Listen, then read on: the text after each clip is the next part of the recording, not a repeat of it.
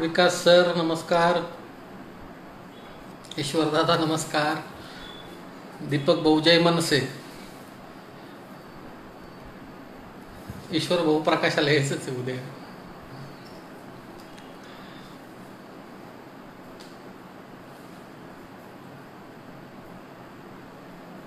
राहुल नमस्कार, संतोष दादा नमस्कार, बारवालजी नमस्कार, आशिष नमस्कार.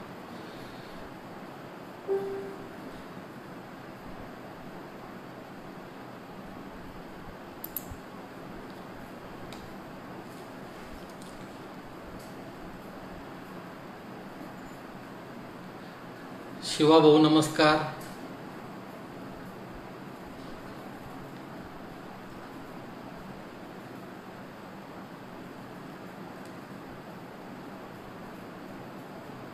अशोक भाऊ जय महाराष्ट्र. अजयराव नमस्कार.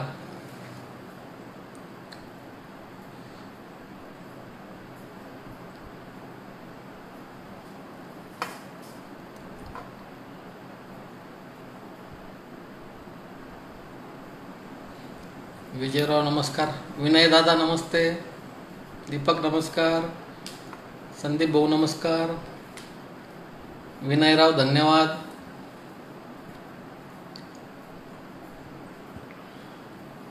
चेतन नमस्कार.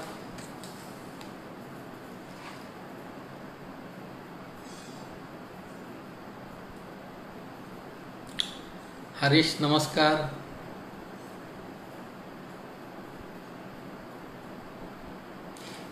अमोलराव नमस्कार. हेमंत धन्यवाद. दत्ताभाऊ नमस्कार. सोनू दादा जय श्रीराम. धीरज दादा नमस्कार. अजय भाऊ नमस्कार. जय महाराष्ट्र. लक्ष्मीकांतजी नमस्कार.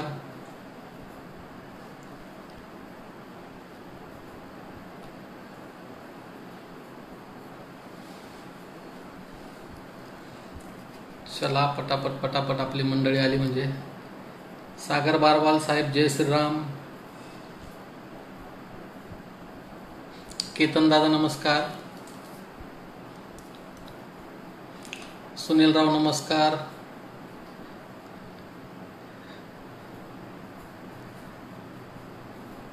संजयजी बारवाल संभाजीनगर अध्यक्ष जय महाराष्ट्र. रवींद्रजी नमस्कार.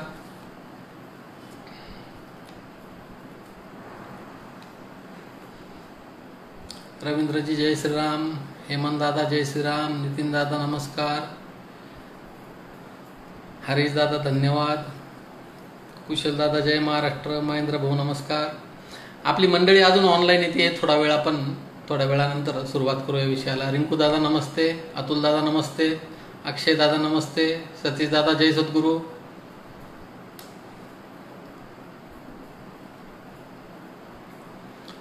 विकास जी जय सियाराम. रिंकू दादा नमस्ते.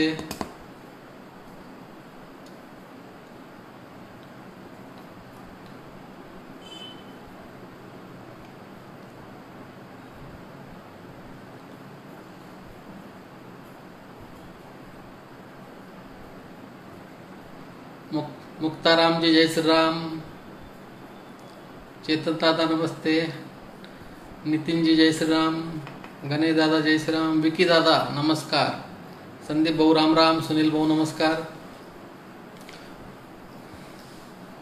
कुशाल भाऊ नमस्कार.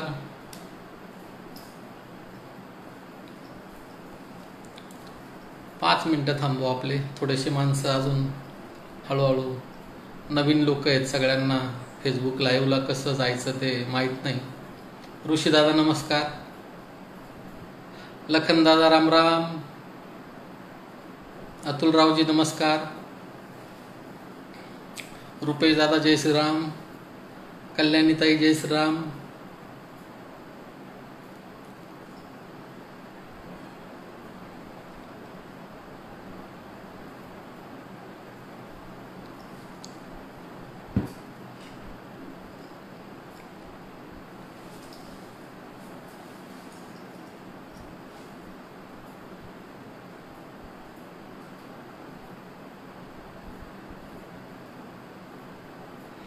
नितीन दादा जय श्रीराम.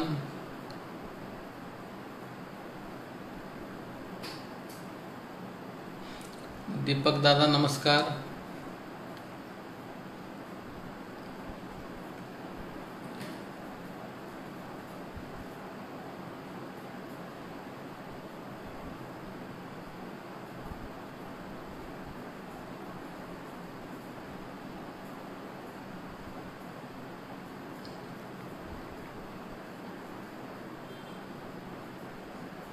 विवेक दादा नमस्कार. जय महाराष्ट्र. खुशाल भाऊ चौपाळ्याला यायचंय, उद्याच आहे मला वाटतं चौपाळा. सचिनजी बाबरे जय श्रीराम. सुरेश दादा नमस्कार.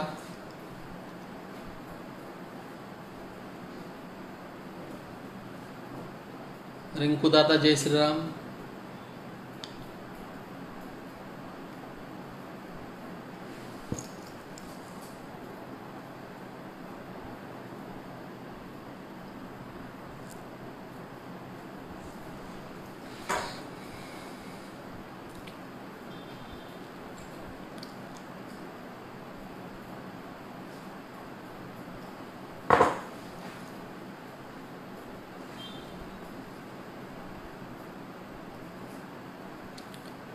यशवंता जय श्रीराम.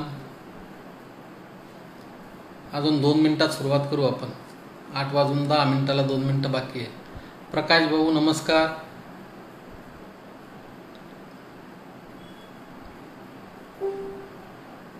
विवेकराव उद्या चौपाळा नक्की 100%.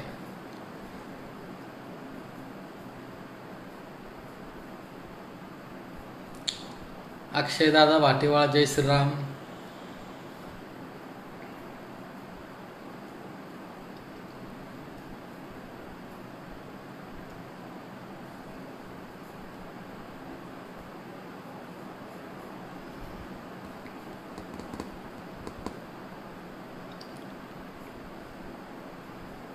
सुनील भाऊ समाजाचा विकास एवढाच ध्यास आहे आपला. दिलीपजी मलिये नमस्कार. आनंददादा जय श्रीराम. सुभाष भाऊ जय श्रीराम. सुभाषजी बाबरे जय श्रीराम. सुभाषजी बरेच दिवस झाले भेट नाही आपली.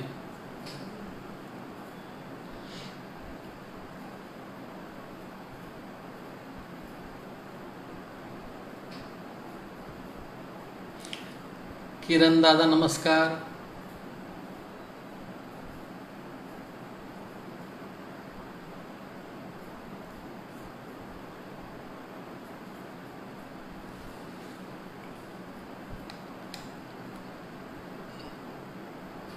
अज्जू दादा जय श्रीराम.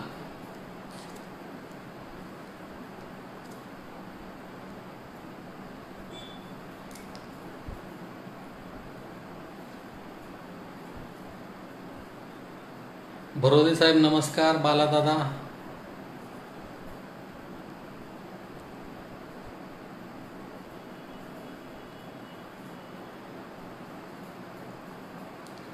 सागरदादा खरोले नमस्कार. जय श्रीराम.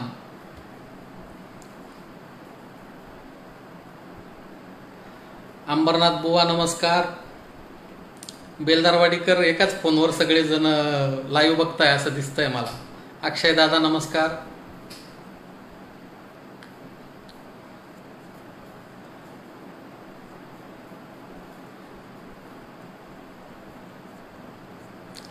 अंबरनाथ बुवा आता फेसबुक वगैरे वापरायला शिकावं लागेल आपल्याला.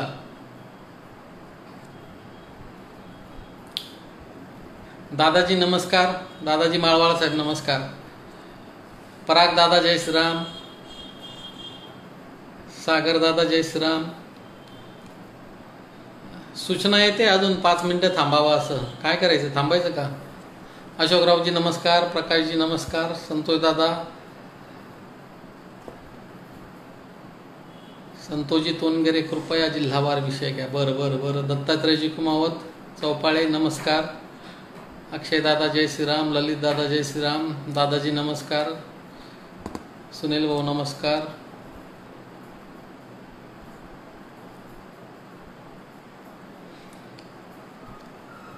प्रवीण दादा मलिये जय श्रीराम.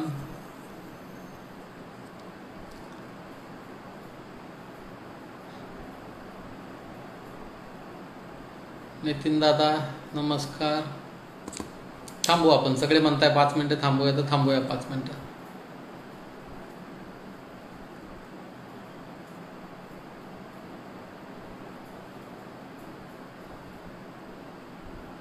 मनीष जय श्रीराम. संगम दादा जय श्रीराम. अमोल दादा जय श्रीराम. आकाश दादा जय श्रीराम. जय श्रीराम एकदम छान वाटतं भरायला म्हणायला. चंद्रकांतजी यस, तुमचा आदेश. 5 मिनिटं थांबणार आपण.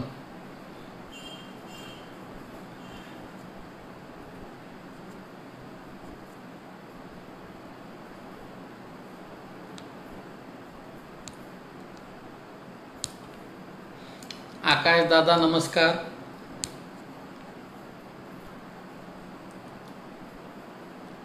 जयंतराव जय श्रीराम.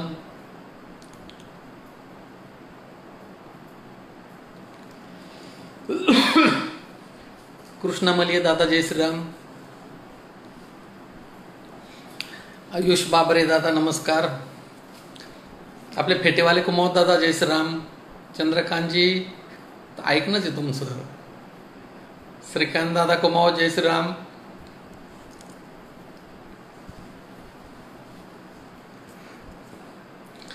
विवेक दादा चौपाळ्याला उद्या यायचंय.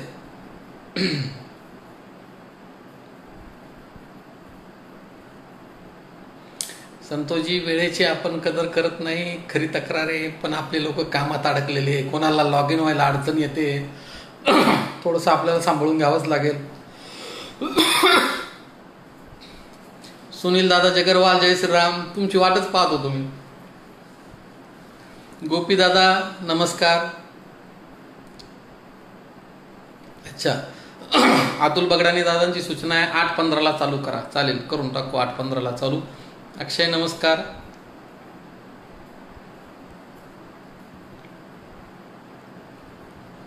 शरदराव जय श्रीराम. संतोषजी जय श्रीराम.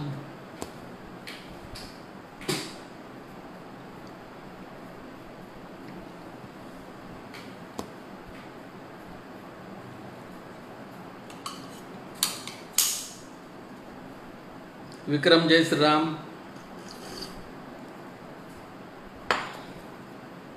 अक्षय दादा धन्यवाद. हर्ष मोरवाल दादा जय श्रीराम.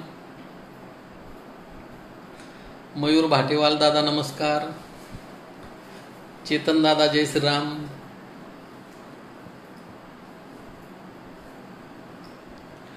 हितेश दादा जय श्रीराम. आकाश दादा जय माता दी.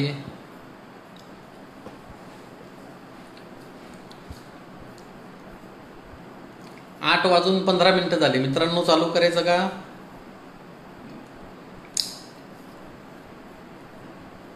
जालिंदरजी जय श्रीराम.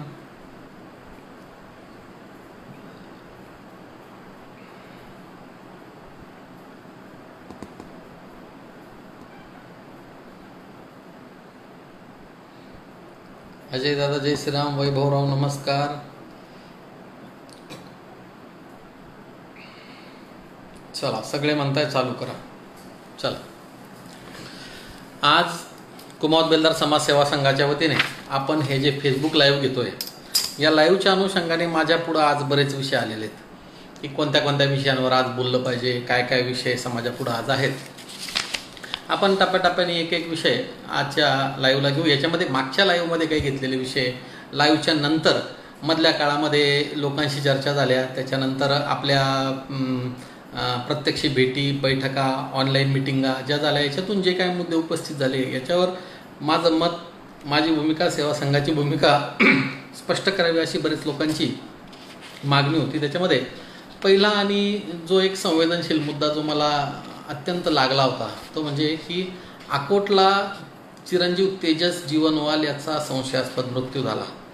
या प्रकरणामध्ये आपण मुख्यमंत्री, गृहमंत्री, तिथले SP, तिथले DYSP, तिथलं पोलीस स्टेशन, ह्या सगळ्यांचा पाठपुरावा करीत होतो. आपण या सगळ्या प्रकरणाचा पाठपुरावा करताना निवेदनं देणे, पत्र देणे, इतर संघटनांच्या माध्यमातून निवेदनं देणे, त्या ठिकाणी आपले लोक पाठवणे, आपले जे विदर्भाचे सर्व कार्यकारिणीचे ज्येष्ठ मंडळी आहेत, म्हणजे हरिदादा वैरे असतील, त्याच्यानंतर शिवपालजी मले असतील, हे सगळे लोक त्या घटना ज्यांच्या कुटुंबात घडली त्यांच्या घरी जाऊन आले, घटना समजून घेतली, त्यांच्याकडून त्यांच्यावर त्यांच्या काय अपेक्षा आहेत हे समजून घेतल्या, तपासामध्ये कुठं दिरंगाई होते हे समजून घेतलं आणि याचा पाठपुरावा पोलिसांकडे करायला सुरुवात केली. पण आता असं लक्षात येतं आहे माझ्या की आजच माझं त्या तेजसच्या वडिलांशी बोलणं झालं. आपल्याला असं लक्षात येतं आहे की पोलीस या प्रकरणामध्ये टाळाटाळ करतायत. तिथल्या जो म्हणजे तेजसच्या वडिलांकडून मला जी माहिती मिळाली ती अशी आहे की तिथले जे तपास अधिकारी किंवा जे पोलीस स्टेशनचे PI आहेत संबंधित, तेच या प्रकरणाला गांभीर्याने घेत नाही आहे. आणि आता आपल्याला जर ह्या प्रकरणाला गांभीर्याने घेत नसतील तर आपल्याला समाज म्हणून याच्यावर आवाज उठवावा लागेल. आपण अजून 2-3 दिवस या प्रकरणामध्ये काय काय हालचाली होतात ते पाहूया. माझ्या डोक्यामध्ये असं पण आहे की आपण एक विदर्भाचा आपला दौरा असणार आहे. विदर्भाच्या दौऱ्याच्या वेळेस तिथं जाऊन तिथं काही SP ऑफिसला काही करता येतं का, आपल्याला सगळ्या लोकांना जमा करून काही करता येतं का ते आपण पाहू.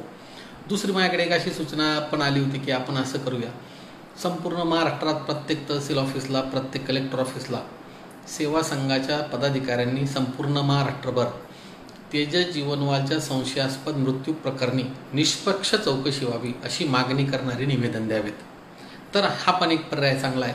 मला असं वाटतं की आपण पुढच्या काही दिवसामध्ये जर या प्रकरणात काही हालचाल होत नाही आहे आणि तेजसच्या वडिलांना जर ह्या प्रकरणाच्या तपासावर समाधानकारक प्रगती असं वाटलं नाही तर आपल्याला नक्कीच काहीतरी हालचाल करावं लागेल.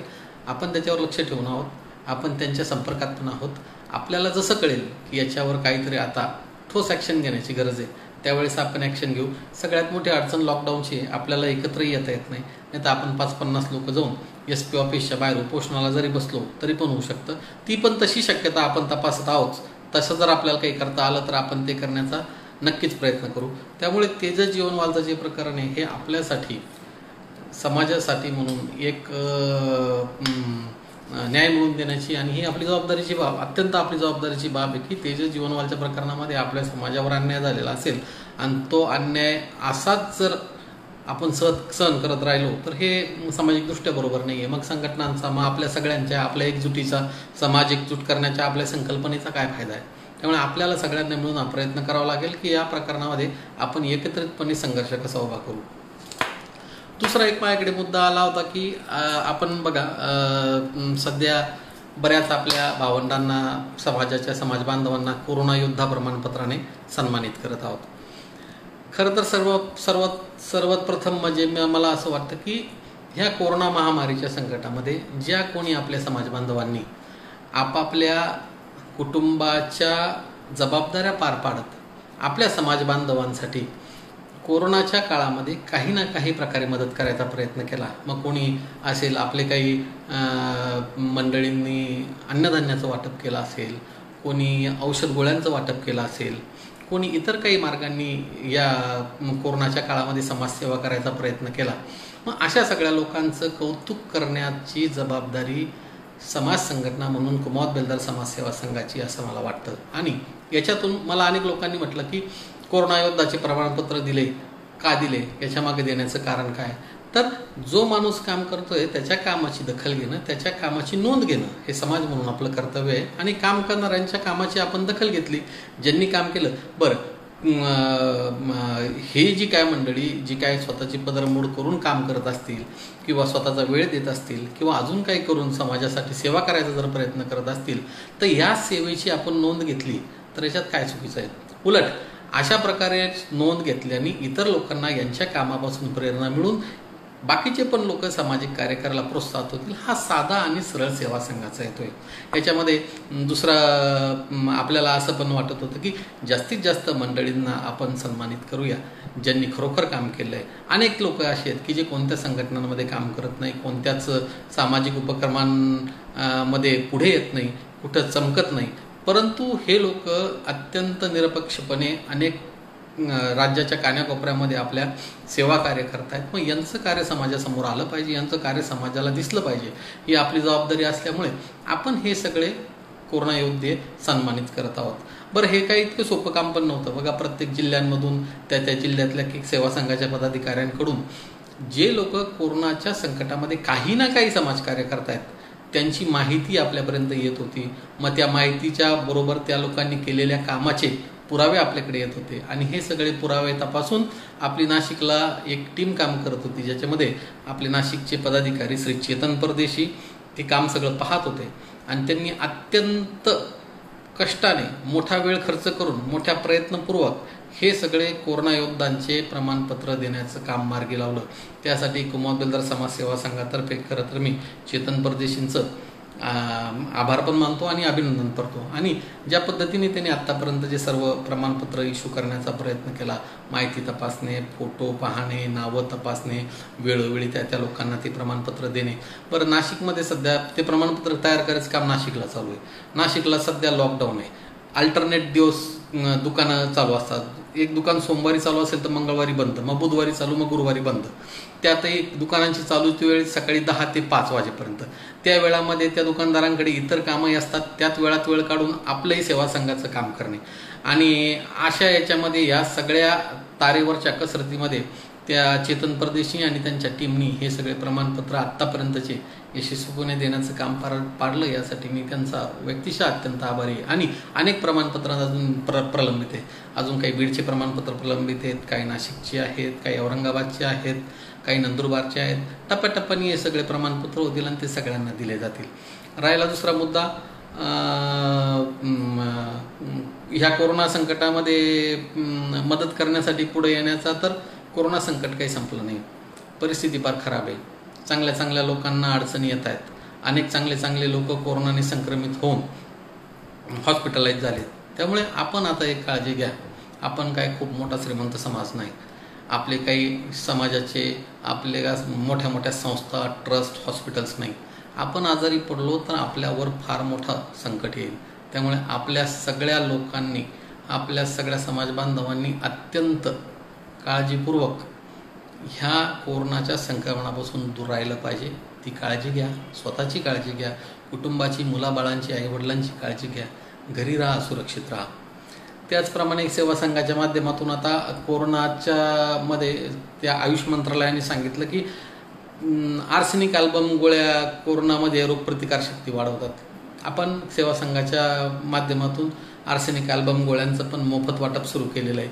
ज्या ज्या भागामध्ये आर्सेनिक अल्बमच्या गोळ्यांची आवश्यकता असेल त्या तिथल्या समाज बांधवांनी सेवा संघाच्या पदाधिकाऱ्यांशी संपर्क साधून त्या गोळ्या उपलब्ध करून घ्यावा. आपल्या पदाधिकाऱ्यांनी जास्तीत जास्त लोकांपर्यंत ह्या सगळ्या गोष्टींचा फायदा कसा पोहोचवता येईल ते पाहिलं पाहिजे. आणि आता हे लॉकडाऊनची परिस्थिती आपण पाहतो. बघा ना, मागच्या लॉकडाऊनच्या आपण वेळेस त्या लॉकडाऊनच्या आधीपासून आपण जसं की बांधकाम कामगारांना आर्थिक मदत मिळाली पाहिजे त्यावेळेसपासून आपण प्रयत्न करतोय. या लॉकडाऊनमुळे काय झालं आहे आता की आपण ज्याला आर्थिक मंदी म्हणतो, आर्थिक मंदीसारखी परिस्थिती तयार झाली आणि याचा सगळ्यात मोठा परिणाम बांधकाम क्षेत्रावर झाला आहे. आणि बांधकाम क्षेत्रावर झालेला परिणाम म्हणजे पूर्ण आपल्या समाजावर झालेला परिणाम. आता ह्या परिस्थितीतून बाहेर पडणं आपल्यासाठी सगळ्यात महत्त्वाची गोष्ट आहे. आपल्या सगळ्या लोकांनी अत्यंत काळजीपूर्वक आर्थिक नियोजन करणे, व्यावसायिक नियोजन करणे आणि कसंही करून या संकटाला तोंड देत टिकून राहणं महत्त्वाचं आहे. दुसरी गोष्ट, मागच्या वेळेस पण मी म्हटलं होतं की आता ही संधी आलेली आहे. परप्रांतीय कामगार निघून गेलेत, परप्रांतीय मजूर निघून गेलेत, परप्रांतीय ठेकेदार निघून गेलेत. आता आपल्याला जास्तीत जास्त काम कसं मिळवता येईल याचा आपण प्रयत्न केला पाहिजे. आणि तो प्रयत्न करण्यासाठी आपल्या व्यवसायाची गुणवत्ता, आपल्या व्यवहाराची सचोटी आपल्याला राखता आली पाहिजे. सातत्याने सचोटीने जर आपण काम केलं तर आपल्याला आपल्या व्यवसायाची मालकी, ज्याला म्हणतो मी कायम सांगत आलो की बांधकाम क्षेत्र हे आपलं क्षेत्र आहे. आपण या बांधकाम क्षेत्राचे मालक आहे. हा आपला वंश परंपरागत व्यवसाय आहे आणि हा व्यवसाय आपल्या हातातून जाता कामा नये. आज आपल्याला जी कोरोनामुळे संधी उपलब्ध झालेली आहे की जे परप्रांतीय मजूर बाहेर निघून गेले त्यांच्या निमित्ताने आपल्याला हा व्यवसायावर पुन्हा ताबा मिळवण्याची संधी आहे. आज विशेष करून तरुण मुलांना मी अत्यंत कळकळीची विनंती करतो की बांधकाम व्यवसाय हा उत्तम व्यवसाय, ठेकेदारी हा उत्तम व्यवसाय, हा व्यवसाय हातातून जाऊ देऊ नका. या संधीचा फायदा घ्या. कसंही करून या व्यवसायामध्ये टिकून राहा, ह्याच व्यवसायामध्ये मोठं होण्याचा प्रयत्न करा. आपण या व्यवसायाचेच प्रमुख घटक आहोत. नेहमी आपण बघा की ह्या बांधकाम क्षेत्राचे आपण मालक असताना ठेकेदार दुसऱ्या जातीचे होऊन गेले, बिल्डर दुसऱ्या जातीचे, डेव्हलपर दुसऱ्या जातीचे, आणि आपण लोकांनी काय तर आपण परत गवंडी मजूरच. हे चित्र आता आपल्याला बदलावं लागेल. आपल्याला असं राहून चालणार नाही. कोणत्याही जातीचा विकास त्या जातीची आर्थिक परिस्थिती बदलल्याशिवाय होणार नाही. आर्थिक संपन्नता आल्याशिवाय जात संपन्न होणार नाही, जातीचा विकास होणार नाही. आपण एकजूट याच्यासाठी करतो की आपला आर्थिक विकास झाला पाहिजे. आपल्याला आर्थिक विकास करण्यासाठी उद्योजक व्हावा लागेल, स्वतःला व्यापारी व्हावं लागेल, उद्योजक व्हावं लागेल. ते होण्यासाठी तुम्ही प्रयत्न करा. त्या दृष्टिकोनातूनच मागच्या फेसबुक लाईव्हमध्ये आपला विषय झाला होता की आपल्या समाजातल्या 50 मुलांना सरकारी कॉन्ट्रॅक्टर म्हणून नोंदणी करायला आपण मदत करूया. त्यानंतर आपण आवाहन केलं होतं की आपण ज्या समाजातल्या बांधवांना सरकारी कॉन्ट्रॅक्टर म्हणून स्वतःची नोंदणी करायची इच्छा आहे, अशा सगळ्या लोकांना आपण मार्गदर्शन आणि त्यांचं प्रशिक्षण शिबिर घेणार आहे. मग त्याच्यामध्ये कागदपत्र कसे तयार करावे, रजिस्ट्रेशन कसं करावं, सरकारी कामं कशी मिळावी, हे सगळे मुद्द्यांवर आपण प्रशिक्षण त्या मंडळीला द्यायचं ठरवलं होतं. त्यानुसार आपण 50 लोकांची नावं नोंदवावी असं आवाहन केलं. त्या आवाहनाला प्रचंड प्रतिसाद आला आणि आपल्याजवळ 125 नावं आले. म्हणजे 125 म्हणण्यापेक्षा प्रिसाईज सांगायचं तर 126 मुलांनी त्या प्रशिक्षणासाठी आपल्याकडे नाव नोंदणी केली. आता 126 लोकांनी नाव नोंदणी केल्यानंतर या सगळ्यांचं आपण नाव, फोन नंबर, डिटेल सगळे गोळा करून ठेवलेत. आपण नाशिकला आपल्याला कार्यक्रम घ्यायचा होता प्रशिक्षणाचा, तर नाशिकला महानगरपालिकेचं कोणतंच सभागृह आपल्याला कोरोनाचं लॉकडाऊन संपल्याशिवाय उपलब्ध होत नाही. त्यात आता हे लॉकडाऊन परत वाढतच चाललंय. आपला असा म्हणजे माझं याच्यावर फार बारकाईने लक्ष आहे की कधी हे लॉकडाऊन संपतं आणि कधी हे प्रशिक्षण लावू आपण. तर ह्या प्रशिक्षणाच्या बाबतीत जे प्रशिक्षणार्थींनी नाव नोंदवले आहेत त्यांना आज मी अत्यंत खात्रीशीररित्या आश्वस्त करून सांगतो की हे प्रशिक्षण आपण घेणार, हे आपल्याला घ्यायचं आहे. आपल्या समाजातल्या मुलांना सरकारी कॉन्ट्रॅक्टर आपल्याला करायचं आहे आणि आपल्याला या 126 मुलांपैकी 50 मुलं का होईना, 25 मुलं का होईना, 30 मुलं का होईना, पण आपल्याला तेवढ्या लोकांना सरकारी कॉन्ट्रॅक्टर करायचं म्हणजे करायचं. त्याच्यासाठी त्यांना कागदपत्र तयार करायला, नाव नोंदणी करायला, त्यांचे रजिस्ट्रेशन करायला जी मदत लागेल ती सर्व मदत सेवा संघ आणि मी वैयक्तिकरित्या करायचं असा आपण निश्चय केलेला आहे. कारण आपण जर मजूर राहिलो, आपण जर गवंडी काम करत राहिलो तर आपला विकास होणार नाही. त्यामुळे आणि याच्यासाठी अजून त्या प्रशिक्षणासाठी अजून कोणाला नाव नोंदणी करायची असेल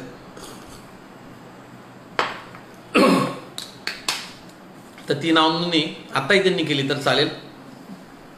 कार्यक्रमाची तारीख डिक्लेअर होईपर्यंत जेवढ्या लोकांना नाव नोंदणी करायची तेवढी त्यांनी करा. मला वाटतं नाव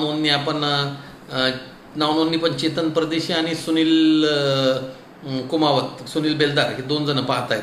नाव नोंदणी पण या लोकांकडे केली तर ती नाव नोंदणी पण होऊन जाईल. आज थोड्याच वेळापूर्वी आपण कुमावत बेलदार समाजसेवा संघाची पुणे विभागाची कार्यकारिणी तयार करून आज ती जाहीर केली.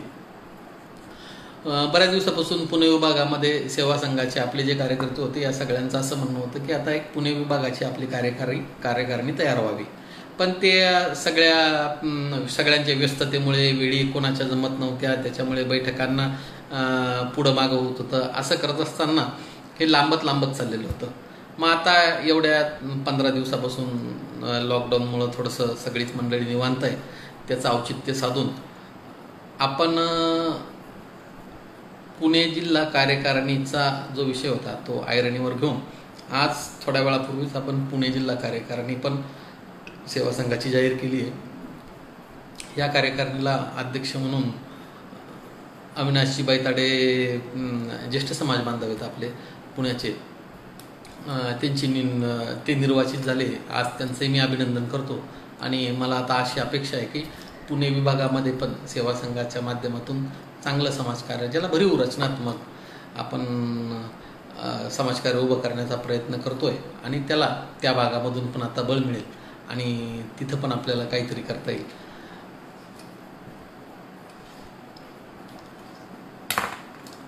या कोरोनामुळे आपले जे इमारत व बांधकाम कामगार होते या प्रत्येकांना 2000 रुपये प्रत्येकी शासनाने अर्थसहाय्य दिलं.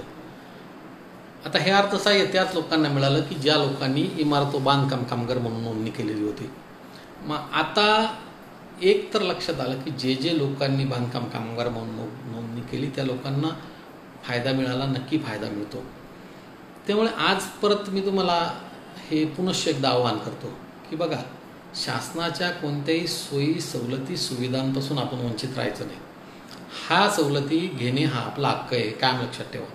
आणि मग बांधकाम व इमारत व इतर बांधकाम कामगार कल्याणकारी मंडळाकडे बांधकाम कामगारांसाठी ज्या सगळ्या सुविधा आहेत, या सगळ्या सुविधांचा आपण लाभ घेण्याचा अट्टाहास केला पाहिजे. मग त्याच्यासाठी त्या नाव नोंदणी करण्यासाठी आपल्याला जे काय प्रयत्न करावे लागतील ते आपण केले पाहिजे. ते कागदपत्रांची पूर्तता केली पाहिजे. कोणत्या ना कोणत्या इतर समाज बांधवांची आपल्या मदत घेऊन पण प्रत्येकाने नोंदण्या केल्या पाहिजे. आज आपल्या कुमत बिल्डर समाजसेवा संघाच्या सर्व पदाधिकाऱ्यांना पण मी आवाहन करतो की आपापल्या भागातील जे आपले समाजबंधू बांधकाम कामगार आहेत त्यांना बांधकाम कामगार नोंदणीसाठी जे काही सहकार्य करायचं असेल ते सगळं सहकार्य आपल्या बाजूने करून द्यायचं. चाळीसगावचे रामेश्वर भाऊकुमावतन ही जी मंडळी आहेत चाळीसगावची आपली सगळी, या लोकांनी बांधकाम कामगारांचा आपण सगळा एक मोठा मेळावा घेतला होता खासदार उन्मेदादा पाटील यांच्या सहकार्याने, आणि त्याच्यामध्ये खूप मोठ्या प्रमाणावर नोंदणी मोफत करून मिळाली होती. आणि या नोंदणीचा फायदा असा झाला की त्या शिबिरात नोंदणी केलेल्या बऱ्याचशा समाज बांधवांना आज ह्या अर्थसहाय्याचा फायदा किंवा या सगळ्या गोष्टींचा फायदा मिळतोय. सध्या माझ्याकडे अजून काही लोक असे येत आहेत ना की अनेक आपल्या मंडळींचे बचत गट आहेत. ह्या बचत गटांसाठी ह्या आपल्या लोकांनी छोट्या छोट्या काय त्या फायनान्स कंपन्या आहेत की बंधन बँक आहे, ग्रामीण कुटा फायनान्स आहे किंवा अजून काय काय आहेत, त्याच्यात विशेष करून महिला वर्ग आपला मोठ्या प्रमाणावर आहे. ह्या महिला वर्गाने आणि बचत गटाच्या इतर सगळ्यांनी ह्या सगळ्यांकडून काही ना काही प्रमाणामध्ये अर्थसहाय्य घेतलेलं आहे. आता ह्या अर्थसहाय्याचं परतफेडीचे हप्ते दर 15 दिवसाला आहे, कुणाच्या आठवड्याला आहे, कुणाच्या महिन्याला आहे. आणि या फायनान्स कंपन्यांचे प्रतिनिधी हे हप्ते वसुलीसाठी ह्या आपल्या लोकांना तगादा करतायत. मला बऱ्याच लोकांनी ही वसुली थांबवण्यासाठी काही करा असं सांगितलं. मग मी काही फायनान्स कंपन्यांशी बोललो की आता रिझर्व्ह बँकेने सांगितलं आहे लॉकडाऊनच्या काळामध्ये हप्त्याची परतफेड करू नका, असं करू नका, लोकांना वसुलीची तगादे करू नका. मग असं असताना तुम्ही का तगादे करतायत, तुम्ही का त्रास देत आहेत? तर ह्या फायनान्स कंपन्यांच्या लोकांचं असं म्हणणं पडलं की ह्या कालावधीपर्यंत आम्ही थांबून जाऊ, पण अनेक लोकांना अशी अपेक्षा आहे की हे पैसे माफ झाले पाहिजे किंवा पैसे माफ होऊन जातील. त्यांनी असं सांगितलं की जे बचत गट पैसेच भरणार नाही किंवा जे बचत गट पैसे माफ होतील या आशेवर राहतील त्या बचत गट डिफॉल्ट होऊन त्यांना परत आर्थिक निधी किंवा परत अर्थसहाय्यच मिळणार नाही. त्यामुळे सगळ्या बचत गटावाल्या आपल्या मंडळींनी एक काळजी अशी घेतली पाहिजे की जळगाव ज्या आपण फायनान्स कंपन्यांकडून अर्थसहाय्य घेतलं आहे त्यांच्याकडून थोडंसं तुम्ही हप्ते पाडून मागा, थोडीशी मुदत मागा, थोडीशी सवड मागा, पण त्यांना आश्वस्त करा की आम्ही तुमचे पैसे खात्रीने परतफेड करू आणि त्यांचे पैसे आपण भरलेच पाहिजे. जळगाव जिल्ह्याच्या आता आपण कामगार नोंदणीमध्ये जळगाव जिल्ह्याचं पण पाहिलं. जळगाव जिल्ह्याचे ते जळगाव जिल्ह्यामध्ये जे कोणत्या नोंदण्या असतील त्या नोंदण्यासाठी आपल्या जळगावचे युवा अध्यक्ष विनोद बापू कुमाव जळगावलाच राहतात. त्यांचं कामगार नोंदणी कार्यालयामध्ये चांगलं येणं जाणं आहे. तर त्या जळगाव जिल्ह्यातले कोणाच्या अडचणी असतील तर त्या त्यांनी विनोद बापूंना सांगाव्या. नगर जिल्ह्यामध्ये आपले श्रीरामभाऊ मोरवाळे आणि आपले सुनील भाऊ जगरवाल आहेत.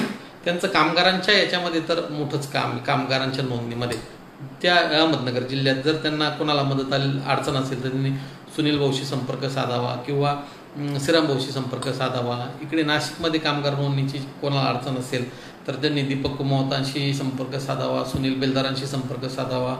मालेगाव भागामध्ये कोणाला जर अडचण असेल तर त्यांनी आपला सागर खरोले जो आहे माल पाटण्याचा त्याच्याशी संपर्क साधावा.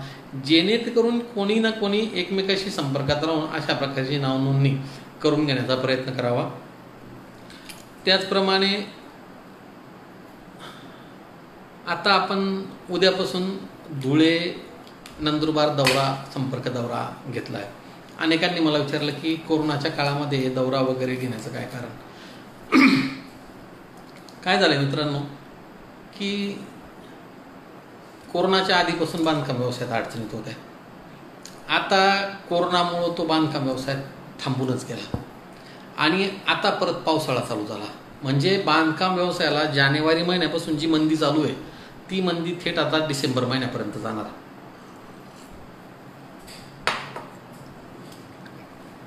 अनेक लोक जे संपर्कात आहेत ते लोक आता कोरोनामुळं व्यवसाय बंद पडायच्या मार्गावर आल्यामुळे हवालदिल झाले, एकदम अडचणीत आलेत. आणि असे अनेक लोक आहे की आता ज्यांना ह्या परिस्थितीचं वैफल्य यायला लागलं आहे.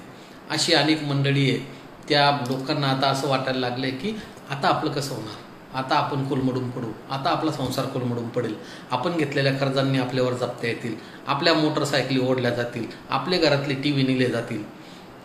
ह्या सगळ्या विपरीत आर्थिक परिस्थितीचा अनेक मंडळींच्या मनावर मोठा परिणाम झाला आहे. आणि याच्यामुळे अनेक लोक आता डिप्रेशनमध्ये जातील की काय असं मला वाटायला लागलं आहे.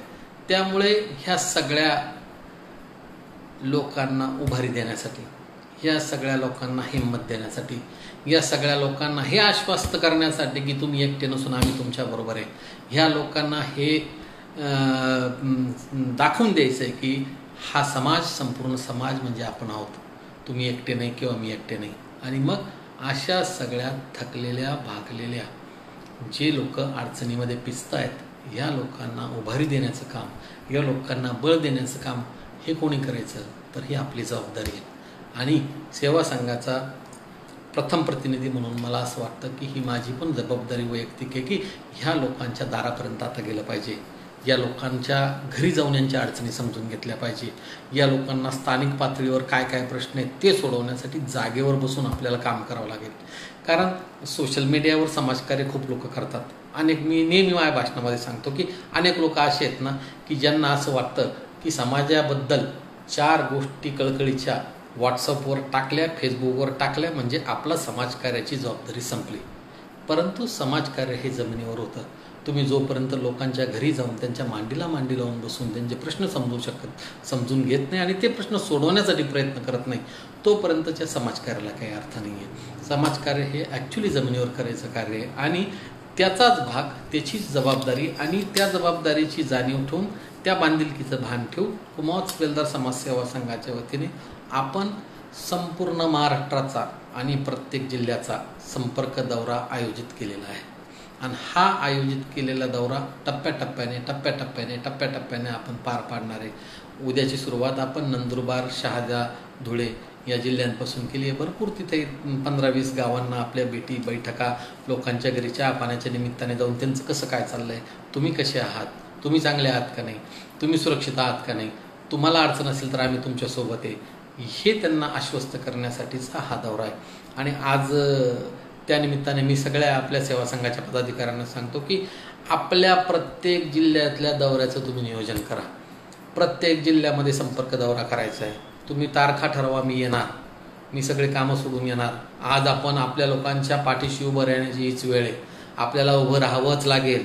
यांच्याबरोबर आपण नाही राहिलो, यांच्या पाठीमागं आपण नाही उभं राहिलो तर दुसऱ्या समाजाचे लोक येऊन उभे राहणार नाही.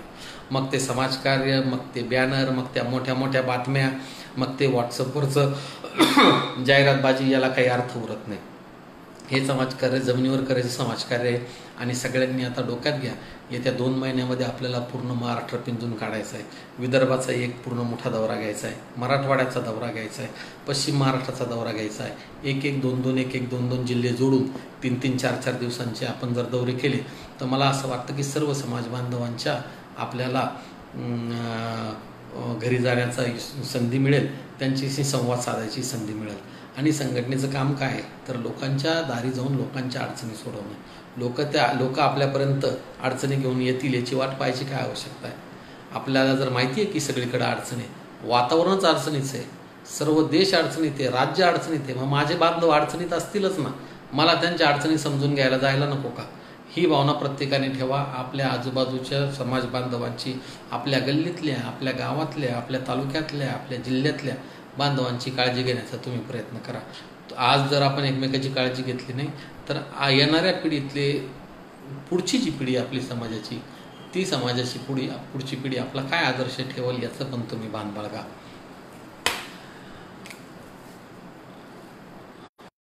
ज्या काही सूचना आहेत का, काही मुद्दे आहेत का? अजून एक गोष्ट या लॉकडाऊनच्या निमित्ताने एक फार चांगली झाली बरं का मित्रांनो, की लग्न 20-20 लोकांमध्ये व्हायला लागले. अनेक आता आपल्या सेवा संघाच्याच महिला पदाधिकारी जी पल्लवीताई आहे त्यांचं लग्न झालं. त्या लग्नाला मी होतो. छोटंसं 30-40 लोकांमध्ये छोटंसं लग्न झालं. इथून पुढच्या काळामध्ये असेच लग्न व्हावा. कोरोनामुळं कमीत कमी लोकांमध्ये लग्न घालण्याची जी अट आहे ही अट शासनाने अशीच कायम ठेवावी अशी तर माझी वैयक्तिक मागणी आहे, की काही करा पण ह्या लग्नांवरचा खर्च टाळा. बघा समाज छोटा आहे, आपले साधनं छोटे आहेत, आपले उत्पन्न कमी आहेत. अशा परिस्थितीमध्ये आपण लाखो कोटी रुपये, लाखो हजारो रुपये खर्च करून जरी लग्न केले तर हे पैसे सगळे समाजाचे बाहेर जात आहेत. हे सगळे समाजाचे पैसे आपण ज्याला म्हणू ना नष्ट होत आहेत. तर हा अनावश्यक खर्च आतापर्यंत टाळायचा आपण प्रयत्न करत होतो, पण त्याला यश येत नव्हतं. पण कोरोनाने बरोबर सगळ्यांना भाग पाडलं की कमी खर्चात लग्न कशी होतील, कमी खर्चात कार्यक्रम कसे होतील, कमी खर्चामध्ये छोटे छोट्या मंगल कार्यालयामध्ये, छोट्या हॉलमध्ये जसे जसे कार्यक्रम पार पडत आहेत तसंच माझ्या मनाला फार समाधान आहे. माझ्या समाजाचा पैसा शाब होते, माझ्या समाजाची संपत्ती आबादित आहे, याचं मला मोठं समाधान आहे. आणि अनेक लोक कर्जबाजारी होण्यापासून वाचतायत. म्हणजे एक माणूस एक लग्नाला 2 लाख रुपये कर्ज घेतो, तो फेटेपर्यंत 3 लाख रुपये त्याला फेडावं लागतात. काही काही लोकांची परिस्थिती अशी आहे, लग्न घरात झाल्यानंतर 7-7 आणि 8-8 वर्ष ते कर्ज फेडत राहतात. ही सगळी परिस्थिती समाजावर येऊ नये याच्यासाठी सर्वांनी प्रयत्न करा की अशाच पद्धतीने आता इथून पुढं काही करून कमीत कमी लोकांमध्ये लग्न झालं पाहिजे. आता संजू भाऊ सांगतात की 7 ते 700हून अधिक लोक होते, पण आता काय संजू भाऊ काही लोक मोठे आहेत, त्याला तुम्ही काय, त्यांची परिस्थिती आहे. आपलं म्हणणं एवढंच की ज्यांना शक्य आहे त्यांनी कमी खर्चामध्ये लग्न करायचा प्रयत्न करा. जेवढ्या कमी खर्चात होईल तेवढं, जेवढं समाजाचे पैसे वाचतील तेवढं. अजून कोणाच्या काही सूचना आहेत का? आणि आता बघा मी कोरोनाच्या परिस्थितीमध्ये एक लक्षात घ्या, नागरिक म्हणून या देशाच्या प्रति पण आपली जबाबदारी.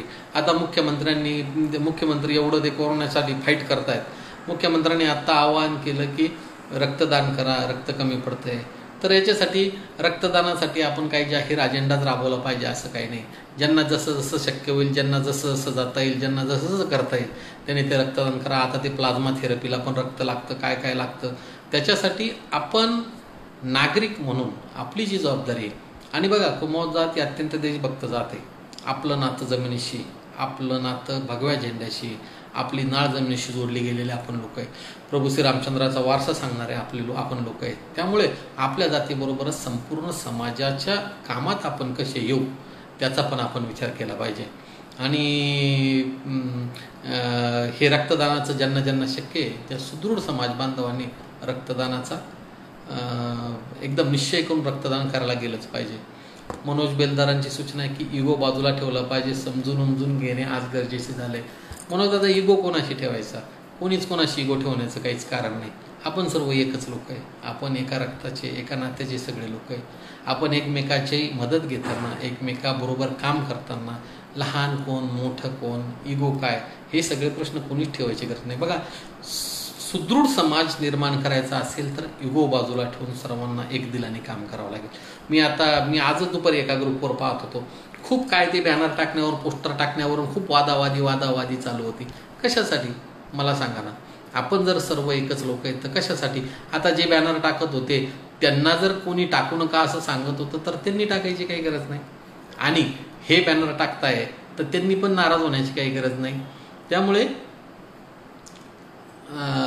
हे जे छोटे छोटे क्लासेस आहे विनाकारण एकमेकाच्या मनामध्ये एकमेकाबद्दल ताण निर्माण होणाऱ्या गोष्टी कशाला करावा.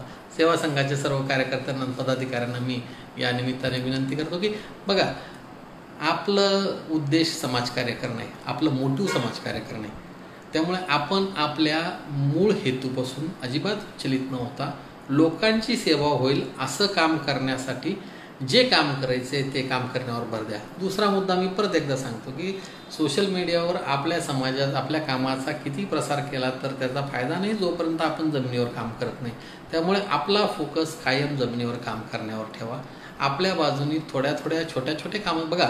आपण सगळेजण मिळून आपण काही खूप मोठे लोक नाही की आपण काहीतरी चमत्कार मोठा करून आणू शकतो. पण आपण एकमेकाचे छोटे छोटे कामं करायला एकमेकाला मदत नक्कीच करू शकतो. आणि हे मदत करण्यासाठी आपण प्रत्येकाने प्रयत्न करून जमिनीवर काम केलं पाहिजे. मुलांचा आता शिक्षणाच्या बाबतीतही आपण पाहतो, सरकारी नोकऱ्यांच्या बाबतीतही पाहतो, मुलांच्या शिक्षणाच्या बाबतीतही आपला समाज फार थोडी दिरंगाई करतो किंवा थोडं दुर्लक्ष करतो असं मला वाटतं. शिक्षणाच्या बाबतीत पण जास्तीत जास्त मुलांवर फोकस करून त्यांचं शिक्षण कसं होईल, कसे शिक्षण पूर्ण होतील. हे बघा, आपल्याला गवंड्यांनी एक निश्चय करा की माझा मुलगा गवंडी होणार नाही, बिगाऱ्यांनी एक निश्चय करा की माझा मुलगा बिगारी होणार नाही, सेंटरिंग कारागिरांनी निश्चय करा की माझा मुलगा सेंटरिंग कारागीर होणार नाही. आणि मग ज्यावेळेस तुम्ही असा निश्चय कराल त्यावेळेसच तुमची पुढची पिढी सुदृढ आणि संपन्न असेल. आपल्याला आपल्या लोकांनी सातत्याने कष्टच करायचे आणि कष्ट केल्याशिवाय त्यांची घरं चालणारच नाही, ही परिस्थिती आपल्याला बदलावं लागेल. मी कायम सांगत आलो आहे की स्मार्ट पद्धतीने पैसे कमवावं लागतील, चांगले पैसे कमवावं लागतील आणि चांगले पैसे कमवून संपन्न व्हावं लागेल. आणि आपण संपन्न झालो म्हणजे समाज संपन्न होणार आहे. अजून कोणाचे काही प्रश्न असतील तर सांगा. चला,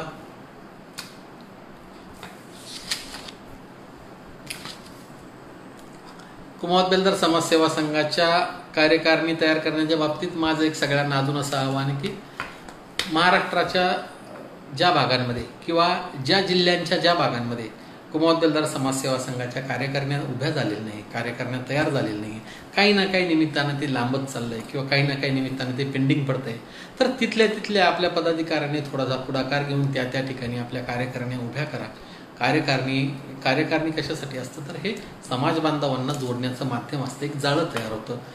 तालुका अध्यक्ष असतो, मग जिल्हाध्यक्ष असतो, मग अनेक जिल्हाध्यक्ष म्हणून प्रदेश कार्यकारिणी असते, अनेक प्रदेश कार्यकारिणी म्हणून राज्याची बॉडी असते. असा एक हा व्यवस्थित सुटसुटीत एक रचनात्मक ढाचा असतो की ज्याच्या माध्यमातून सगळा समाज एक सूत्रात सगळ्यांना जोडला जातो. त्यामुळे जिथं जिथं आपला कार्यकर्ता नाही आहे, कार्यकारिणी नाही आहे, तिथं तिथं आपण कार्यकारिणी करायला प्रयत्न केले पाहिजे.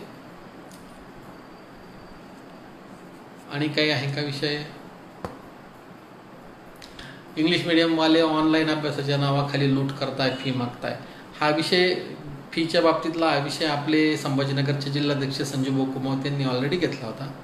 याच्यावर त्यांनी मुख्यमंत्र्यांना पण निवेदन दिलं आहे आणि मला असं वाटतं की त्यांच्या निवेदनाची दखल घेऊन शासन पण याच्यावर काही ना काही कारवाई करतं आहे.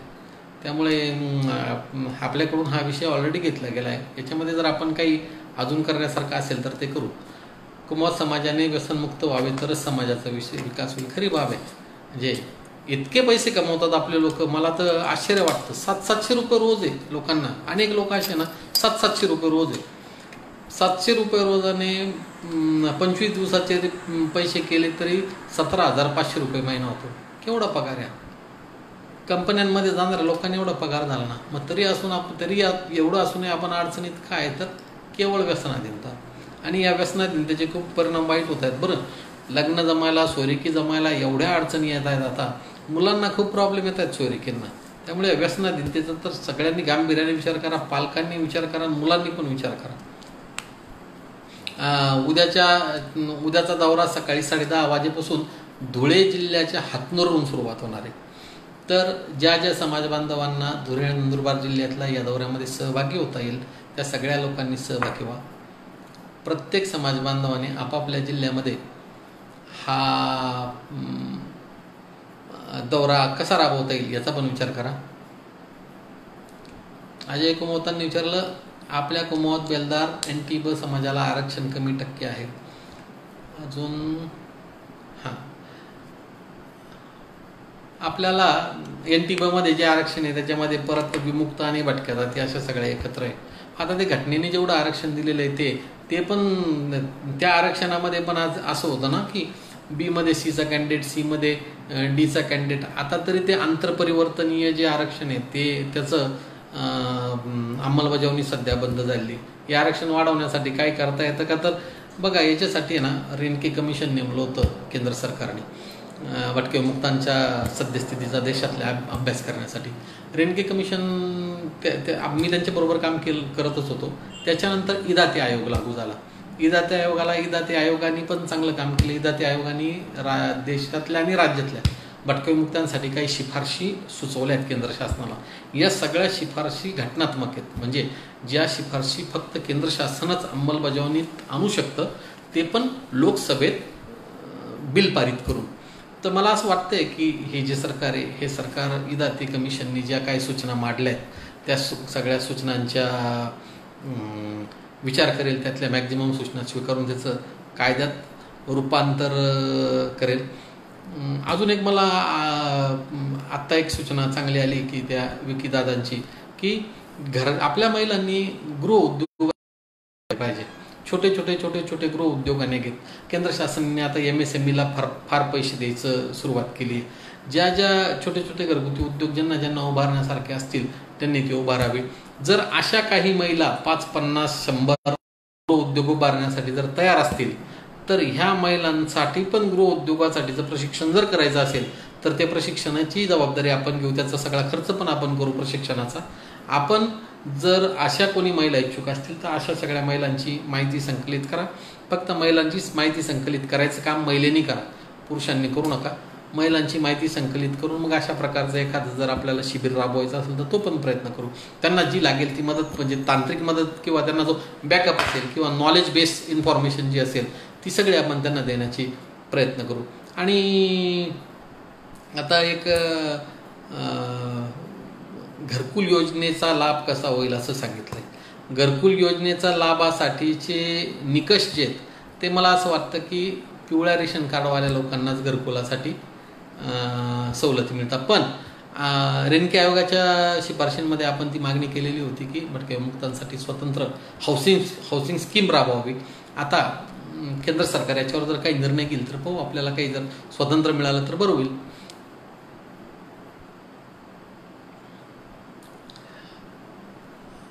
आपले नाशिकचे लखनदादा कुमवते त्यांनी आता छान सूचना मांडली. त्यांनी सांगितलं की आपल्या समाजातल्या ज्या लोकांना नाशिकला खाजगी कंपन्यांमध्ये काम करायचे त्यांना काम मिळवून देण्यासाठी लखनदादा पुढाकार घेऊन मदत करतील. लखनदादा धन्यवाद. अशाच सहकार्याची गरज आहे. ओमदादा तुमची सूचना आहे. अनेक समाज बांधव जातीचे प्रमाणपत्र कुंभार असे आहे, त्यामुळे त्यांना एनटीमध्ये समावेश कसा करणार. एकदम चांगला मुद्दा आहे हा. या काय झालं होतं, आपण राज्य मागासवर्ग आयोगाकडे हा मुद्दा घेऊन गेलो होतो. राज्य मागासवर्ग आयोगाने असं सांगितलं की महाराष्ट्रामध्ये मूळ तर कुमवत जातच रेकॉर्डला नाही, आधी कुमवत जात रेकॉर्डला घ्या.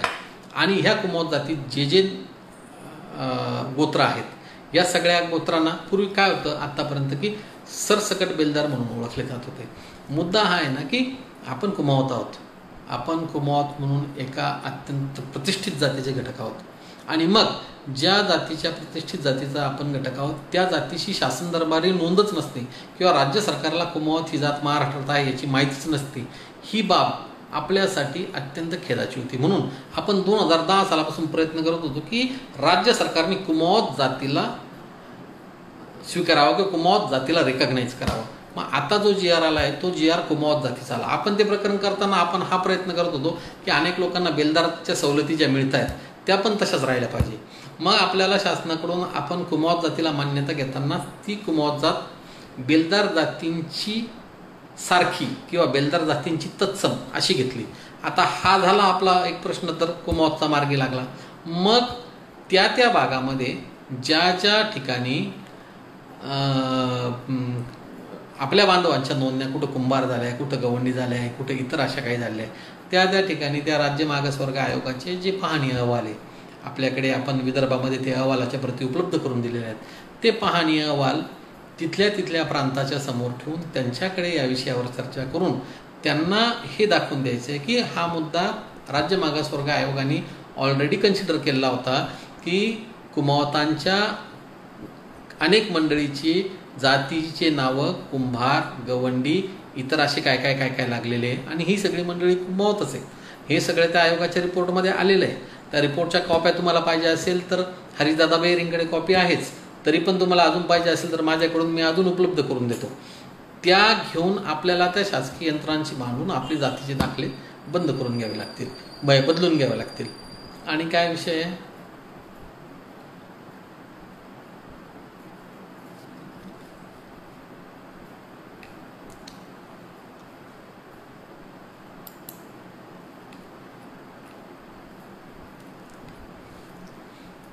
कमेंट्स येत आहेत त्या स्किप होत आहेत. आता यांची एक कमेंट्स होती काहीतरी,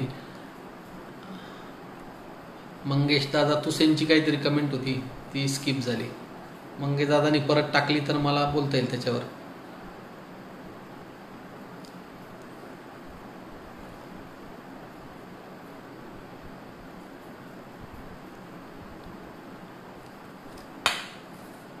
आणि काही मुद्दा आहे ज्याच्यावर आपण बोललं पाहिजे, ज्याच्यावर आपण चर्चा. हा, मंगेश दादाची आली आहे. आपल्या समाजात जे राजकारण चालू आहे ते बंद झालं पाहिजे. पदमपुरा काका चौक हा गट, गेली ती पोस्ट परत.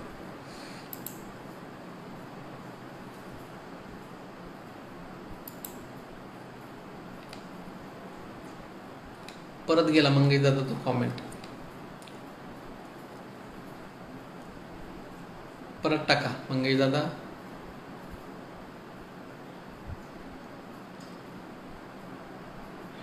त्यांचं म्हणणं असं आहे की पदमपुरा काका चौक हा गट आणि पदमपुरा मामा चौक हा दुसरा गट बंद झाला की आम्ही युवा काहीतरी समाजासाठी काही करू शकतो, स्वतः काही करत नाही ना आम्हाला काही करू देत नाही. आता कसं आहे मंगेश दादा, याच्यामध्ये बघा मी तुम्हाला एक गोष्ट सांगतो. कोणी काही करतं का नाही करतं हा भाग द्या सोडून. आपण स्वतः आपलं काहीतरी करायचा, अट्टहास करायचा, आपला आपण प्रयत्न करायचा. आणि आपण प्रयत्न करताना आपलं काम असं असलं पाहिजे की इतरांना त्याची दखल घ्यावाच लागेल.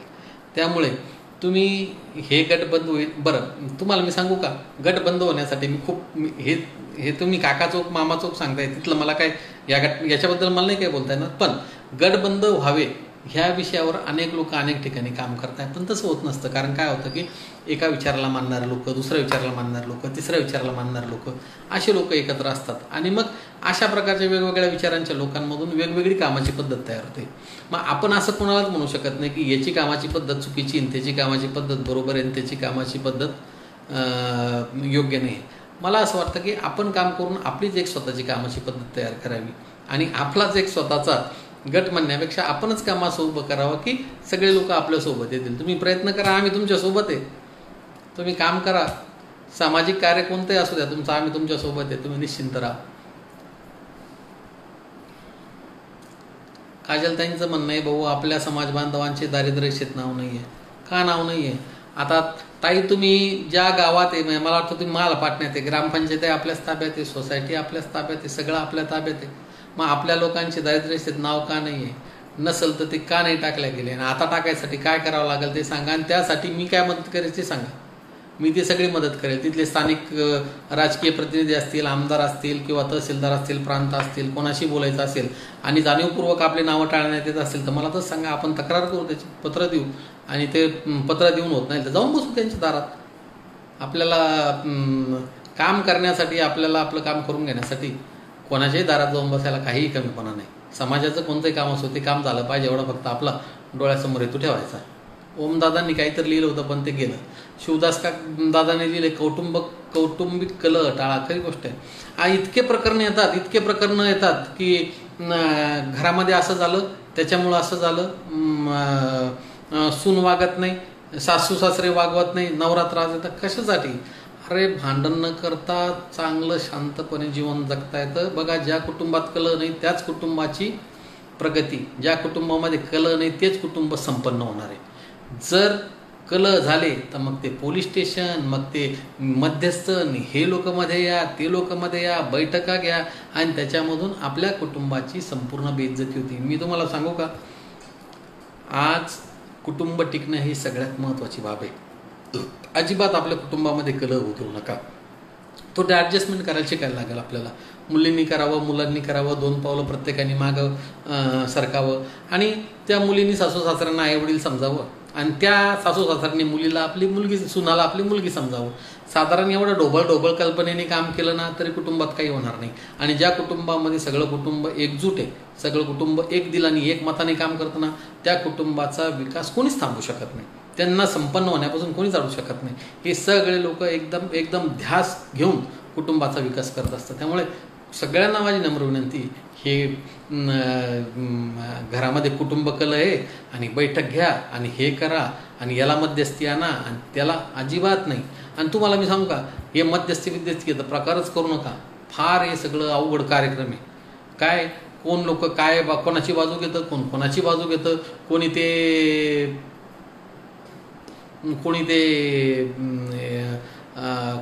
कोणाची बाजू घेण्याच्या मागं काय हेतू असतो आपल्याला काही कळत नाही.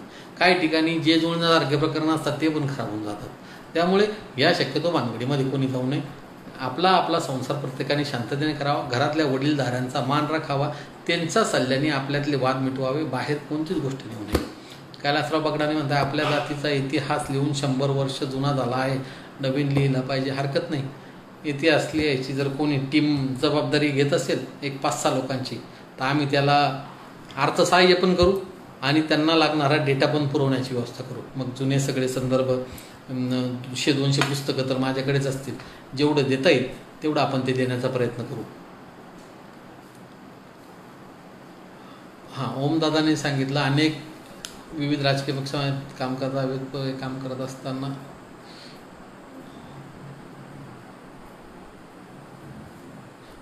बरोबर आहे. हा मुद्दा मला मान्य आहे. ओम बलोदेंची अशी सूचना आहे की अनेक ठिकाणी आपले युवा आणि समाज बांधव वेगवेगळ्या राजकीय पक्षामध्ये काम करतायत आणि आपले लोक त्यांना प्रोत्साहन देण्याच्या ऐवजी त्यांची पाय ओढण्याचा प्रयत्न करतात. मला असं वाटतं ना की आपल्या समाजाचा माणूस जर पुढं जात असेल तर आपण त्याचे पाय ओढायचं काम कधीच नाही केलं पाहिजे.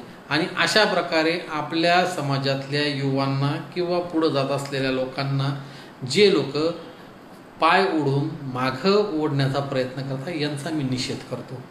कारण ही मंडळी अशा पद्धतीने समाजाची अधोगती करतायत. मला सांगा, समाजाचे जे तरुण असतील, समाजाचे जे युवा असतील, हे जर स्वतःच्या प्रयत्नांनी मोठं होण्याचा प्रयत्न करत असतील, हे स्वतःच्या प्रयत्नांनी संघर्ष करून राजकारणात पुढे यायचा प्रयत्न करत असतील, हे स्वतः प्रयत्न करून जर समाजकारणामध्ये पुढे येत असतील, तर यांना अडवायचं काय अधिकार आहे कोणाला? या लोकांना ओमदादा अशा सगळ्या लोकांच्या बरोबर अशा सगळ्या लोकांच्या बरोबर कुमावत बेलदार समाजसेवा संघ आहे. आपली पॉलिसीच आहे. तुम्हाला मी सांगू का, माझा एका गोष्टीवर ठाम विश्वास आहे. आर्थिक संपन्नता असल्याशिवाय समाज संपन्न होणार नाही. सत्तेत सहभाग मिळाला पाहिजे, निर्णय प्रक्रियेमध्ये आपला सहभाग पाहिजे. जोपर्यंत तुम्ही आपले लोक राजकीय पदांवर जाणार नाही ना, तोपर्यंत आपल्याला ही जी यंत्रणा आहे, ही जी सरकारी यंत्रणा आहे, या सरकारी यंत्रणेचा आपल्याला फायदा घेता येणार नाही. आणि आपले जास्तीत जास्त लोक, मग तो साधा विविध कार्यकारी सोसायटीवर डायरेक्टर जाणं का होईना, ग्रामपंचायतीवर ग्रामपंचायत सदस्य जाणं का होईना, नगरपालिकेत नगरसेवक असो की महानगरपालिकेत नगरसेवक असो, कुठेही असो, पंचायत समिती असो, जिल्हा परिषद असो, आपला माणूस कुठं ना कुठं पदावर गेल्याशिवाय आपल्या समाजाला त्या सवलती मिळणार नाही, त्या सवलतींचा फायदा होणार नाही. आपल्याला शासकीय यंत्रणेचा जर फायदा करायचा असेल ना, तर कसंही करा, लहान ठिकाणी का होईना, पण आपल्या लोकांना सरकारी यंत्रणेमध्ये घुसवण्याचा प्रयत्न करा, राजकीय यंत्रणेमध्ये घुसवायचा प्रयत्न करा. निर्णय प्रक्रियेत आपले लोक असले पाहिजे.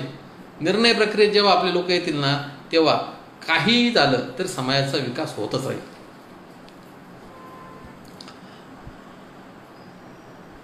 सागरवर आपल्या समाजातील व्यक्ती या खासदार आमदार झालेच पाहिजे. आमचं म्हणणं आहे नक्की झाले पाहिजे.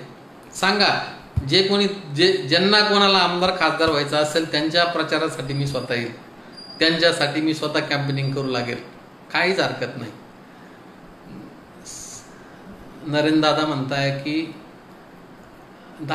1ली ते 10वी मुलांच्या शिक्षणासाठी आपण सर्व काही मदत करू. हरकत नाही नरेंद्र दादा, मदत तर करायलाच पाहिजे. शिक्षण हाच पाया आहे समाजाचा. ही जी तरुण पिढी आहे ना, हे येणारे जे मुलं आहेत ना, हेच आपल्या समाजाचं भविष्य आहे. हे जर हा जो येणारा जो मटेरियल आहे ना, हे जर येणारा मटेरियल जर चांगला असेल ना, तर समाज संपन्न आणि सुदृढ होईल, याच्या शंकाच नाही. याच्यासाठी काय करायचं असेल ते करूया, मी तुमच्यासोबत आहे. विनय नायकांचा काहीतरी प्रश्न सुटतोय माझ्याकडून. जालिंदर दादा, साक्षरतेचे प्रमाण ढासळतंय. बरोबर आहे, साक्षरतेचं प्रमाण ढासळतंय. अरे साक्षरतेच्या प्रमाणात तर अडचण अशी येते ना, काय होतंय की मुली खूप शिकतायत आणि मुलींचं शिक्षण चालू आहे, त्या मुली सिन्सिअरली शिकतायत, ग्रॅज्युएट होत आहे, पोस्ट ग्रॅज्युएट होत आहे, PhD पर्यंत जात आहेत. आणि मुलं 11वी-12वी झाली का ते कामाला लागून जातात. साक्षरतेचा प्रमाणाचा सगळ्यात मोठा साक्षरतेचं प्रमाण मुलांमध्ये ढसळल्याचा तर सगळ्यात मोठा तोटा होतोय ते लग्न जमवायला. आता मला सांगा, तुम्ही कोणत्या तोंडाने ग्रॅज्युएट झालेल्या मुलीला सांगाल की 12वी झालेल्या मुलाशी लग्न कर? त्यामुळे मुलांनी हा विचार करायला लागेल, त्यांच्या पालकांनी हा विचार करायला लागेल आता की मुलांचं साक्षरतेचं प्रमाण वाढवावं लागेल आपल्याला. विशेष करून मुलांना ग्रॅज्युएट पोस्ट ग्रॅज्युएटमध्ये काही ना काही ग्रॅज्युएशन केल्याशिवाय तर थांबवायचंच नाही. कोणत्याही मुलाला तुम्हाला काय नोकरी लावायची लावा, नाही लावायची नका लावू, त्याला गवंडी ठेवायचं असेल तरी पण त्याला ग्रॅज्युएट केल्याशिवाय त्याचं शिक्षण थांबू नका. ही माझी कळकळीची विनंती आहे सगळ्यांना. बघा, पुस्तकाने मस्तक सुधारतं आणि सुधारलेलं मस्तक कधी नतमस्तक होत नसतं. त्यामुळे आपली मान ताठ ठेवायची असेल ना, आपलं जर मस्तक नतमस्तक होऊ द्यायचं नसेल ना, तर पुस्तकाची कास धरा, त्याशिवाय पर्याय नाही. पुस्तकाशिवाय पर्याय नाही, पक्क डोक्यात ठेवा.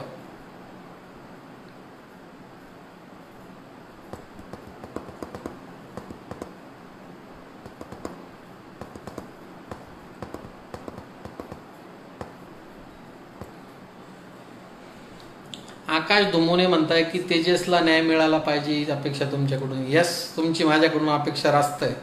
आकाश दादा, माझं या प्रकरणावर लक्ष आहे, तुम्ही निश्चिंत राहा. आपण याच्यामध्ये काही ना काही 100% करू. निलेश कुमार म्हणताय की कॉन्ट्रॅक्टरसाठी फॉर्मवर प्रशिक्षण प्रशिक्षण देण्याचं काम करावे लागेल. ठीक आहे, जास्त मेसेज होत आहेत, मला वाचता येत नाहीत. ओमदादाचा मेसेज पण गेला. आता अरुण बैरे म्हणताय की सगळ्या मुलीवाल्यांना मुलगा सरकारी नोकरीतला पाहिजे. अरुणदादा, ही खरं अडचण आहे. सगळ्या लोकांची मागणी आहे की म्हणजे आता बघा ना काय होतं की ज्या माणसाचा मुलगा गवंडी आहे आणि मुलगी शिकलेली आहे त्याला जावई सरकारी नोकरीच पाहिजे. म्हणजे आता ही परिस्थिती अशी आहे की सरकारी नोकरीवाले जावई शोधायचे तर आणायचे कुठून? आपल्या समाजातल्या सुशिक्षित मुलांची टक्केवारी किती, त्या सुशिक्षित मुलांमध्ये सरकारी नोकरीत गेलेल्याची टक्केवारी किती आणि एकूण मुलींची संख्या किती? सगळ्या मुलींना जर सरकारी नोकरीतले माणसं आणायचे म्हटले ते माणसं आणणार कुठून? त्यामुळे मुलीच्या पालकांनी आहे ना थोडीशी मानसिकता आपली बदलावा. आणि बघा, मी सांगू का तुम्हाला, सरकारी नोकरी बिक्री, आता सरकारी नोकरीपेक्षा आपले लोक एवढे चांगलं उत्पन्न कमवतात. फक्त एक लक्षात घ्या, चांगलं कुटुंब, निर्व्यसनी मुलं, संस्कारी घर पहा आणि मुली द्या. अजिबात हे सरकारी नोकरी बिक्री याच्या फंदात पडू नका. काय सरकारी नोकरीवाला असेल आणि तो व्यसनाधीन असेल तर काय कराल त्याला? नितीन परदेशी म्हणताय की युवांचं काम बघून संधी द्यायसाठीच तर आपण आहे. नितीन दादा, तुम्ही सांगा कुठं संधी द्यायची, कोणाला संधी द्यायची? आम्ही आहोत संधी देण्यासाठी. आम्ही कोणाला माग ओढून ठेवणार नाही. आम्ही सगळ्यांना पुढं लोटत मागून चालणार आहे. काय काळजी करू नका तुम्ही. पदमपुरा भागात रक्तदान शिबिर राबवण्यात यावं, सागर भाऊ जीवनवालांची सूचना आहे. संजय भाऊ, बघा सूचना राबवून टाका एखादं रक्तदान शिबिर. तुम्ही तर आत्ताच राबवलं ना, संजय बारवालांनी मला आत्ताच सांगितलं होतं की एक रक्तदान शिबिर, आणि त्यांनी घेतलं. मी त्याचे फोटो पण पाहिले होते, चांगलं शिबिर पण झालं होतं. त्यामुळे अशा प्रकारचे कार्यक्रम घ्यावे. मला असं वाटतं की आलेल्या पूर्ण सूचनांचं आपण बोललोय. याच्यानंतर जे काय असतील पुढच्या फेसबुक लाईव्हमध्ये आपण बोलूच. आपल्या लोकांना हळूहळू आता या माध्यमाची सवय व्हायला लागली की आपण आता फेसबुकवर कसं यावं, एकमेकांशी संवाद कसा साधावा, या पद्धतीने समाजाच्या कनेक्ट राहण्याचा आपण प्रयत्न करूया. आपल्याकडे काही सूचना असल्या, नवीन समाजाचे काही प्रश्न असले तर माझ्यापर्यंत पोहोचवण्याचा प्रयत्न करा. माझा मोबाईल नंबर सगळीकडे उपलब्ध आहे. ज्यांना कोणाकडे माझा मोबाईल नंबर नसेल त्यांनी मला फेसबुकवर माझा नंबरसाठी रिक्वेस्ट टाका. सेवा संघाचे पदाधिकारी जे आहेत सगळीकडे, त्यांच्याकडे माहिती घ्या, कोणाकडूनही नंबर मिळेल. सेवा संघाचे सगळेच पदाधिकारी अत्यंत मदत करायला पुढं असतात, सगळ्यांना मदत करण्याचा प्रयत्न करत असतात. त्यामुळे ह्या सगळ्यांच्या मदतीने आपण समाजाच्या सगळ्या लोकांना सहकार्य करायचा प्रयत्न करू. आणि अजून काही सूचना, पुढचं फेसबुक लाईव्ह कधी असणार आहे विचारताय त्यांनी. पुढचं फेसबुक लाईव्ह जे आहे असंच आपण ज्यावेळेस मुद्दे जमा झाले त्यावेळेस आपण सगळ्या मुद्द्यांवर ज्यावेळेस आपल्याला असं वाटतं की आपण व्यक्त व्हावं त्यावेळेस व्यक्त होण्यासाठी मी नक्कीच परत पुढचं फेसबुक लाईव्ह ठेवेल. दरम्यान आपल्याला आता जिल्हे दौरे करायचे आहेत, जिल्हे पिंजून काढायचे आहेत. आणि जिल्हे पिंजून काढायचे म्हणजे आपल्या माणसांच्या घरात जाऊन त्यांना आधार द्यायचा आहे. ह्या उपक्रमामध्ये तुम्ही सगळ्यांनी माझी साथ द्या अशी मी तुम्हाला विनंती करतो. ह्यावेळेस आपण समाजाबरोबर उभं राहायला पाहिजे, आपलं आद्य कर्तव्य आहे. आणि आता जर उभं नाही राहिलो तर समाज आपल्याला लक्षात ठेवेल की कोण आपल्याबरोबर उभं आहे, कोण आपल्याबरोबर उभं नाही. कोण शुभम दादा विचारताय तुमचा नंबर काय? माझा नंबर 75 880 40 871. सागर जीवनमाल म्हणतायत की कधी शिबिर झालं. दुसरे सागर दादा म्हणतायत शिबिर होऊन गेलं. असं करू, आपण परत एक घेऊन टाकू, काय टेन्शन घेऊ नका. जीवनवाल दादा, आपण एक रक्तदान शिबिर घेऊन टाकू, मी येऊन जाईल वाटल्यास. माझं घेऊन टाका रक्त, काय टेन्शन नका घेऊ, आपण घेऊन टाकू एक शिबिर. आणि आता रक्तदान शिबिरांची रक्ताची गरजच आहे, काय काळजी नसावी.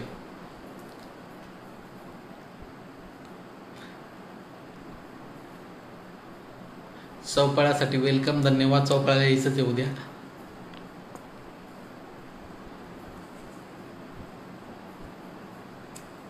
लाईव्ह मी कधी असणार आहे तुम्हाला आज लाईव्हचं कसं कळालं असेल ना, व्हॉट्सअपवरून इकडून तिकडून, त्याप्रमाणे मिळेल लाईव्हचं कुठून ना कुठून. कृष्ण बघण्यानंतर दादा तुम्ही राजकीय वसा घ्यावा. मी जर राजकीय वसा घेतलं ते समाजकार्य कोण करेल? आपल्याला हेच करायचं आहे. आपली जात संपन्न झाली पाहिजे, आपली जात सुदृढ झाली पाहिजे, हेच आपलं ध्येय आहे. त्यामुळे ते राजकारण नको बाबा. आहे ना आपल्याकडे भरपूर मंडळी आहेत राजकारणामध्ये, त्या सगळ्या लोकांना, आपली जी लोक राजकारणामध्ये पुढे जायचा प्रयत्न करतात, आपण सगळे मिळून त्यांना रेटा लावून पुढं नेऊ. ते पुढं कसे गेले पाहिजे, त्यांना तिकीटे मिळवण्यासाठी आपण प्रयत्न करू, त्यांना जागा मिळाल्या पाहिजे यासाठी आपण प्रयत्न करू. आपण करू. कोरोनाच्या काळात कोरोनाचा काळ चालूच आहे अजून. कोरोनाचा काळ काय संपत नाही आता. मला असं वाटतं कोरोना काळ दिवाळीपर्यंत चालेल. कोरोनाच्या काळातच रक्तदान शिबिर करून टाकू. सागरदादा वेळोवेळी मार्गदर्शन करत जा. मार्गदर्शन नाही रे बाबा, आहे आपलं हितगुज आहे एकमेकाशी. आपण बोलूया, परत मी लाईव्ह येईल, परत आपण बोलूया. चला, मला असं वाटतं आजच्या फेसबुक लाईव्हमध्ये आपण सगळ्यांनी मला ऐकून घेतलं. आज आपली ऑडियन्सची संख्या पण चांगली आहे, आज सूचना पण चांगल्या आल्या आणि रचनात्मक सूचना आल्या. त्यामुळे अशा प्रकारचं जर फेसबुक लाईव्ह होत राहिलं तर नक्की आपल्याला आपला कनेक्ट जो आहे समाजाशी हा चांगला होईल. आपण सगळ्यांनी आज फेसबुक लाईव्ह आले यासाठी मी आपला अत्यंत आभारी आहे. सेवा संघाची भूमिका, माझी वैयक्तिक भूमिका मी समजून सांगण्यात तुम्हाला समजून सांगण्यात मला यश आला असावं असं मला वाटतं.